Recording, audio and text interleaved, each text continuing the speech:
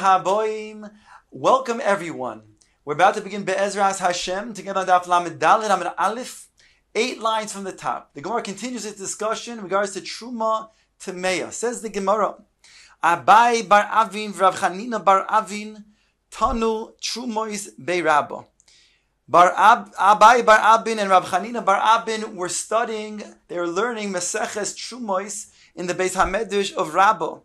Paga Bihu Rava bar Masna. Rav bar Masna came in contact with them, and he asked them the following: Amar Lahu, Mai Amrisu betrumois de Beimar. What was stated in regard to Maseches Trumois in the Beis HaMedrash of Rabba? Amrule, they said to him, Umay kasha loch, and what is difficulty within the Masechta that you are interested in? Amar Lahu, he said to them, Tanan. It says in the Mishnah, Shesilei Trumois Shenitma'u Ushisolon. Those things that were planted that were Truma and became Tameh, they are now something that are replanted. So at this point, like cabbage, which has been planted, is now edible and is then going to be replanted, the din is Taharin Milatame. They are tahor from their tuma. The asurin mele'echo. However, they are prohibited to be eaten. So it comes out that although they were truma tmeya, they lose the status of tuma once they are replanted. However, they remain something that is considered to be truma, and therefore they're asur mele'echo.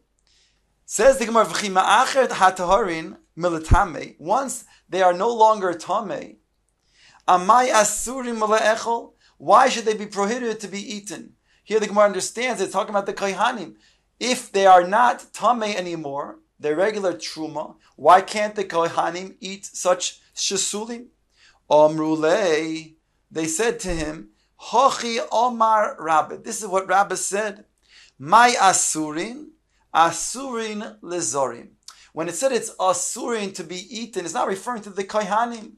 It's referring to the Zorim, and therefore, just like any other Truma, which is now something that cannot be eaten by non-Kaihanim, so to this Shesulim, that remains Truma, even after replanted, cannot be eaten by Zorim. Umay Kamash Malon, if that's so, what is coming to teach us? Gidule Truma, that the growings of Truma are themselves Truma, that means the new growings become also Truma. Is that what you're coming to teach? Tanina, that we already learned in a Mishnah. It says over there, Gidule Truma, that the new growings of Truma will also have the status of Truma. V'chitema Gidule Gidulim, my Kamash Malon, B'dav she'ein Zaro Kole. Are you going to tell me that's not just the Gidulim, the new growings, but it's the growings of the growings? That means to say, let's say you have a stalk of cabbage. So if it's gidulim, the new growth of that stalk, that would be gidulim. But if it's gidulim, that means that if you have more leaves that would grow out from that stalk, then that itself would be considered to be gidulim, and that also is truma. So what are you coming to teach about that? Again, v'chitema gidulim, umay kamash malon, bedover she'ein zaroi kole. You're talking about something that where the zera is not kola, it remains, it does not become disintegrated. Hognami tanina, that we taught in the Mishnah, hatevel. When it comes to tevel is something that when you have the grain, the things that have now been reaped and has been piled, there's been a gemar malacha, so that now requires hafrosha. You have to take trumas and maisris. At this stage, it's tevel, and you cannot go ahead and eat from it. But states over there, in regards to the Mishnah of Tevel, it states that, regards to Tevel, it says, Gidulov mutarin b'davashazare kole. In other words, Tevel, it's something that you cannot eat. But it says, the Gidulov, if you go ahead and plant it, those growths are mutarin b'davashazare kole. You can go ahead and eat that arai. In other words, achilas arayis mutter is permitted for the zera that is kole. But those seeds that have not disintegrated, they will have the status where even the gidule gidulim are asurim ba'achila. And if that's the case when it comes to tevel, then certainly when it comes to truma. So therefore, what's coming to mechadesh over here? It says, ishtiku, both Abai bar Avin and Rav Chanina bar Avin were silent. They didn't know what to answer. Omar Amrele, they said to him, they turned back to now Rabbi bar Masno, and they said, Midi shmi aloch beha. Did you yourself hear something about this halacha? Omar Luhu, he said to them, Hochi Omar Rav Sheshis. This is what Rav Sheshis had taught. My asurim. What did it mean that it's aser be'achil, this truma of shesun that was now replanted? That it's aser be'achila. Asurim like kaihanim. It's aser for the kaihanim, not for the zarim. Because hoyel ve'ifsilu luhu behesech hadas. Since it was once tamei, therefore, even though it was once planted again, there was a hesech hadas and part of the kaihanim. Since it was hesech hadas, the requirement is that a person has to then have das, have constant watchfulness, so that the truma or the kachim does not become invalid. So therefore, that itself would make it so that becomes possible. Take a look at Rashi, a little bit lower than what we're reading. In Dibur Masech Behesech Hadas, Rashi explains, Kishenitmu mitchila hesech daitoi mehem shuv milishoimon. Once it became tamei, so they kaihanim, they no longer were vigilant of this truma.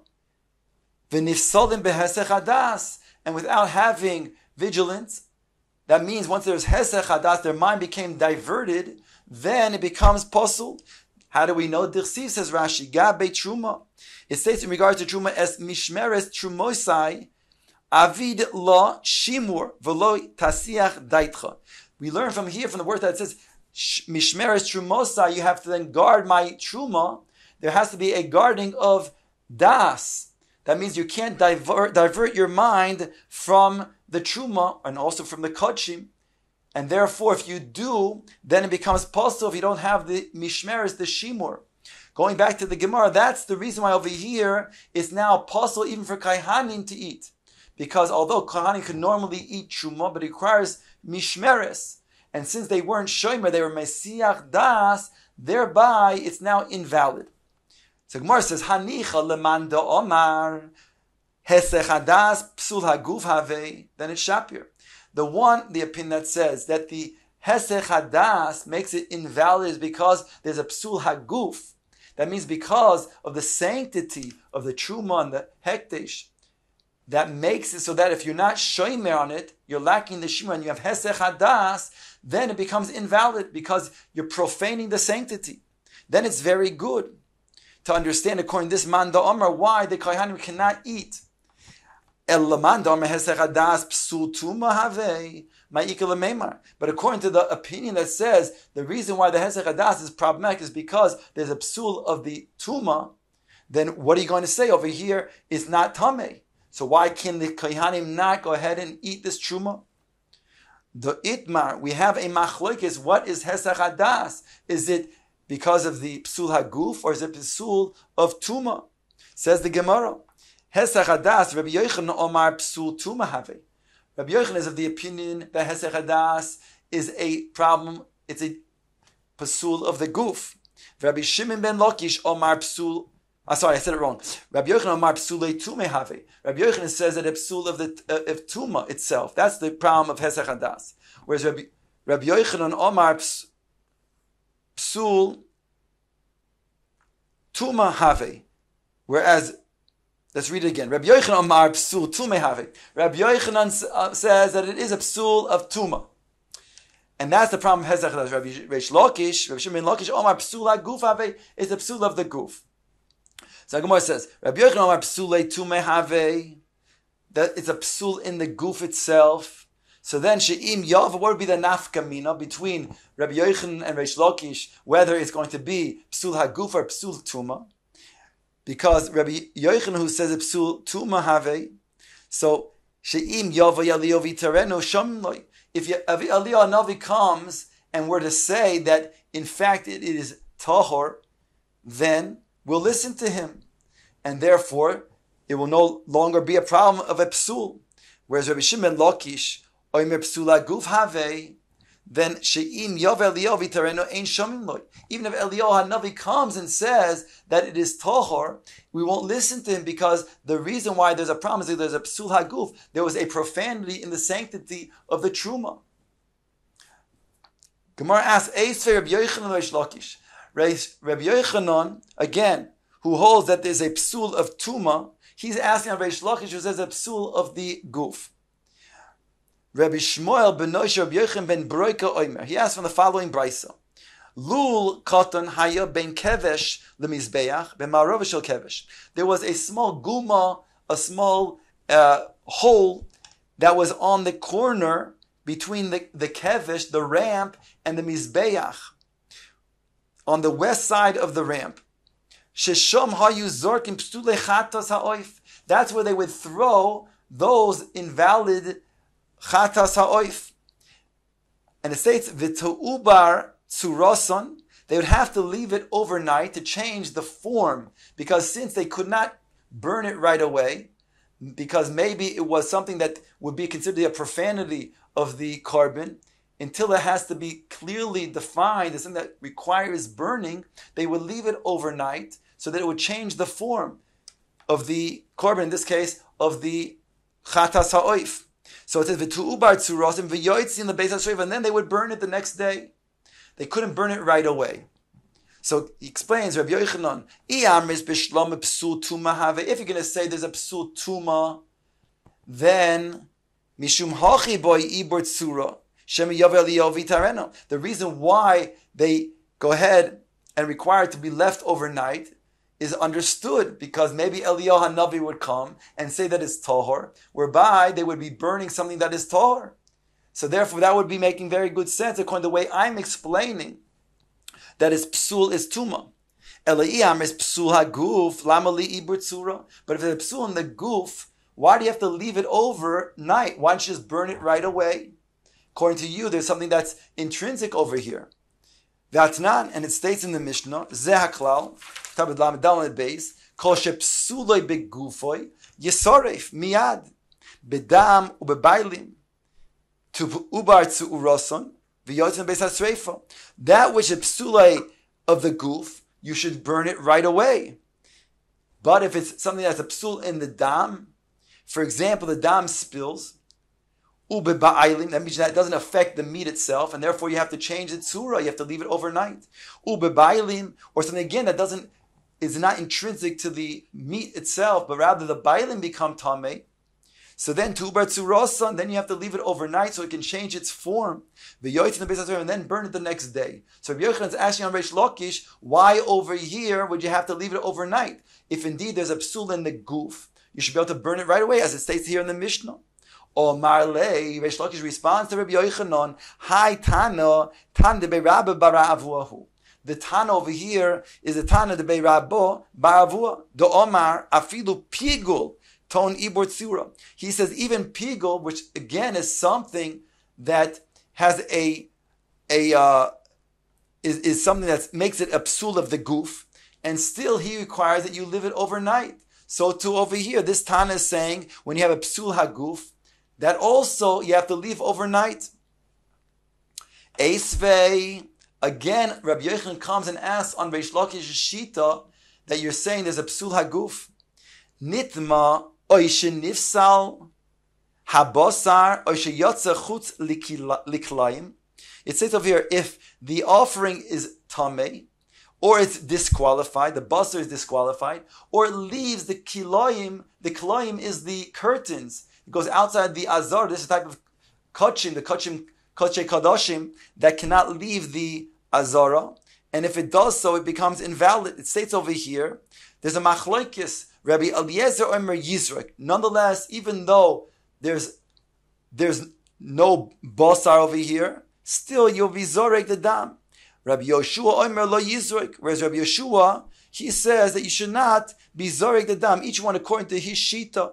In other words, Rabbi Eliezer again says Yizroik, the dam, because he says that even when you do not have basar, let's say the basar got lost or something happened to the basar, nonetheless you still be zorek dam. However, Rabbi Yoshua says no. If you don't have the basar, then you cannot have the dam, and therefore you're not zorek the dam. However, the Brisa goes on to say, Umoide Rabbi Yoshua she'im zorak hurtza. But Rabbi Yoshua does agree that if after the fact the blood was sprinkled on the mizbeach, hurtza, it'll be considered to be an appeasement. My nifsal. What is the nifsal? In other words, we already stated over here clearly that we're talking about something that's nitma, or if something that left the curtains, that left the azara. Then we're saying over here, this machlokes in Rabbi Eliezer and Rabbi Yoshua. And then we're saying that Rabbi Yeshua even would agree that if the blood was sprinkled, that he would agree that would cause an appeasement. What was stated when it said nifsal? It said nitma oishe nifsal habasar. What is the case that we're talking about if nifsal habasar? La behesach hadas. Are we not talking about hesach hadas? And therefore there's a psul over here that it is invalid. And therefore, according to you, is a psul haguf. So over here, if it's a psul haguf, so therefore, why over here are you going to be moedesh im zarek hurtza? If you're going to say like me that the disqualification is tuma, then I understand. I understand why the tzitz, the head plate of the kohen gadol is meratze, because that's meratze on tuma. So therefore, according to my I'm saying, is going to the meratze on the psul over here of the tuma. But according to you, that it's a psul in the goof, why should the tzitz be meratze? Eliyam is psul goof have amai hurtzo. Why is there an appeasement that was done by the tzitz of the kohen gadol? Hare over here, there's no reason that it should be meratze. There's no tuma. Answers the Gemara on behalf of Reish Lakish, my nifsal. What is it meant over here? Nifsal that's disqualified the basar.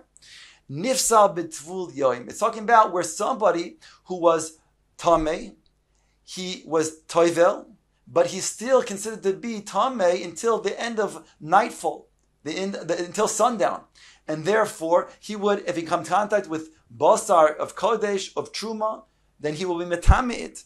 So therefore, we're talking about such a person. Ask the Gemara. We're talking about a psul of tvul yoim. Ihochi hainu tamei. Behold, it already stated before nitma. So it says oshenifsal basar. We're talking about a tvul yom, which is also pasul, which is also tamei. So why mention it twice then?